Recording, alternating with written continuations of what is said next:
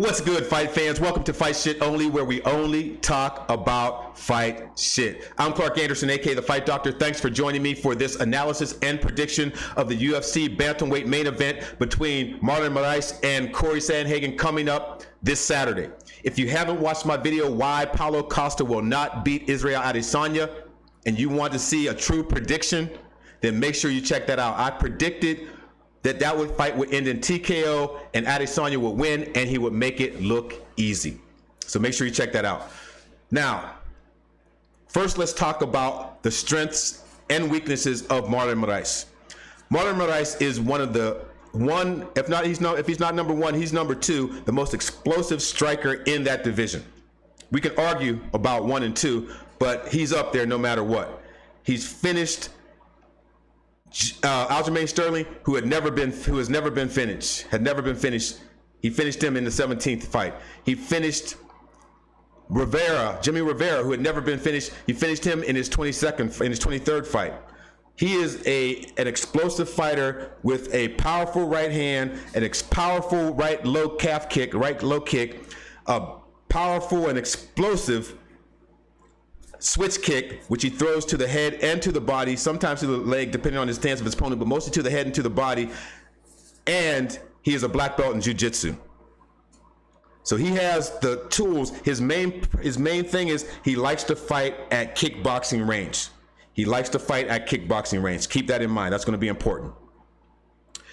His weaknesses are, in general, his conditioning and his mindset. Fight fans. Why do I say that? I'll say, just talking about in his UFC fights, in his first fight against Assunção and his second fight against Dodson, he faded. He started to fade into that second round and definitely into the third. And even a guy like Dodson, who, as you know, is a passive counter striker, he was walking forward, not just with his double and triple left hand blitz. He was coming forward way more than he usually does. Had he been more aggressive, he might have won that fight. He lost by split decision. Assunção won a split decision, but he might have got even a better result had he come forward and been more aggressive. But again, they were a little bit worried about what Moraes was bringing to the table. He still had. Then there was those 3 wins in a row, right? Those 3 first round finishes. Then he gets his chance to fight for the title against vacant title against Henry Cejudo, and he was smashing Cejudo in that first round. The calf kick, hit him with right hands, hitting him with counters as Cejudo was standing in front of him. Cejudo was being passive, so that means that the guy that likes the guys to come forward to him, he was being more aggressive. If you're more aggressive, he'll move back and he'll wait for you to come to him. If you just stand there and wait for him, he'll be more aggressive. He looks to see what you do and he adjusts, especially in that first round, he'll adjust to what you're doing. So he was smashing him, leg kick, calf kicks, and hitting him with good shots. Cejudo adjusted from that style he was doing, that karate style, and then he let his nuts hang and said, fuck it. And he started coming forward and being very aggressive, and that is when it was the beginning of the end for Moraes. Even though he hit him with a good right hand at the end of the second round and hurt him, Cejudo still came out with the confidence. This guy is half a zombie right now. He's half a zombie. He's a quarter of a zombie. I'm gonna make him half a zombie, then I'm gonna chop his head off. So that's what he did. Aldo just didn't come with enough pressure. He came with pressure, but he didn't come with any enough output. And he wasn't throwing his leg kicks, anything that was going to break his man down. He wasn't throwing that left hook to the body that he usually throws. He wasn't throwing those things. And that's why it ended up going to decision. He may have been able to finish him because in that last round, you saw that he was coming forward and he was just moving. As Moraes was just moving around. So those are the pros and cons for him. Against Sandhagen, he has to worry about those things because Sandhagen is a volume striking, aggressive fighter, pressure fighter, a volume striking, aggressive pressure fighter. He's going to be coming forward. He's not power punching or power striking. He's going to be throwing those calf kicks. He's going to be throwing those left hooks to the body, which is one of his favorite shots. Is the jab, the left hook, and the calf kick. He has to be worried about that right hand that put Assunção down in their second fight, he has to be, and then he finished him with via strangulation. He has to be worried about that when he's throwing that double left hook, or that jab, left hook, right. He has to be worried about that because he likes to have his hands down, and that's that right hook, that right hand is going to be right there for him. He needs to worry about that. But he comes forward. He has good conditioning because he's coming from Elevation Fight Team in Denver. Good conditioning. He puts on a good pressure, a high pace.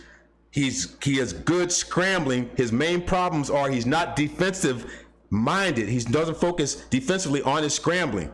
He doesn't focus defensively. In his very first fight against Austin Arnett, he got his back taken.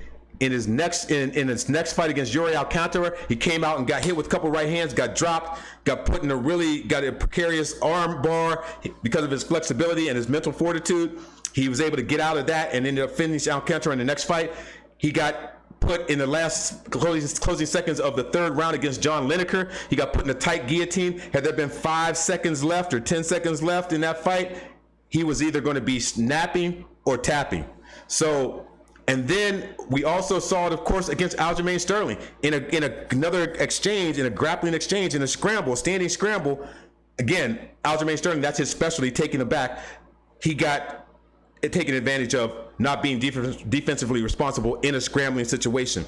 We also know that, or I'll also say to you that when he's coming forward and he's switching his stances, he can be caught off balance. If Moraes can catch him in between a stance switch, he'll be susceptible to get hit with some good shots, power shots. And also when he's throwing those throwing kicks, even if he's just throwing the teeps to the body and he's throwing those leg kicks, sometimes he'll throw those naked, his hands will be down, and that's opportunities. So there's opportunities for both of those guys. But having said all that, the reach is not going to be a factor, I don't believe, because he's fought guys with similar reach. The main thing that's going to be the factor, we know in the early going, this guy's throwing a lot of, he's locking guys down. He has a lot of power. But here's where I really see it. It's this, the volume. That means this is not going to be enough against this guy. He's going to have more output, and as a consequence of having to have more output, he's going to be more fatigued.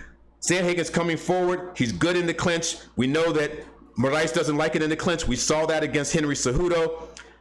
So those things, the pressure, the clinch, that's going to be a problem for him. And having to defend himself because this guy's throwing a lot of volume. If a guy's throwing a lot of volume, you either are taking the volume or you're trying to defend yourself, or you're moving away, constantly moving away and defending yourself from the volume. If he tries to, so that's going to be a problem. Sandhagen obviously gets landed upon a lot because he's so offensive minded. That comes back to what I said about being defensive responsible, also with his striking, where he can be countered with shots when he's throwing that jab, left hook, or he's just throwing those kicks. As far as the grappling is concerned, that's where people say, well, you just mentioned those 4 exchanges where the other guys, 4 other guys had him in bad positions. Moraes doesn't grapple a lot. Not even half a takedown per 15 minutes. And his takedown accuracy is 1 in 4. Even though Sandhagen's is 1 in 3 takedown defense, Moraes doesn't want to grapple. He doesn't want to get in wrestling exchanges. He doesn't want to get in clinch exchanges. Why? Because wrestling and grappling is energy sapping, and he knows that. He doesn't want to sap his energy. He wants to fight at kickboxing range and put work in, smashing your leg, trying to hit you with that switch kick, hitting you with that right hand or that left hook if you come forward too aggressively. So those things are going to be why I choose Cory Sandhagen. I believe that he is going to finish Marlon Moraes in the 3rd round of this fight. He puts the pressure on. Unlike Aldo, he's going to be putting the volume in. He's going to be kicking him in that leg. He's going to be hitting those hooks, throwing those hooks to the body, throwing those teeps to the body. All those things you need to do to wear your man down and sap the energy, along with the pace and the pressure, coming forward all the time, making him work, making him fight when he doesn't want to, making him clinch when he doesn't want to. Don't be surprised if you see some panic wrestling by Moraes. I believe it's going to be a 3rd round TKO. I got Cory Sandhagen. Does Marlon Moraes have a chance?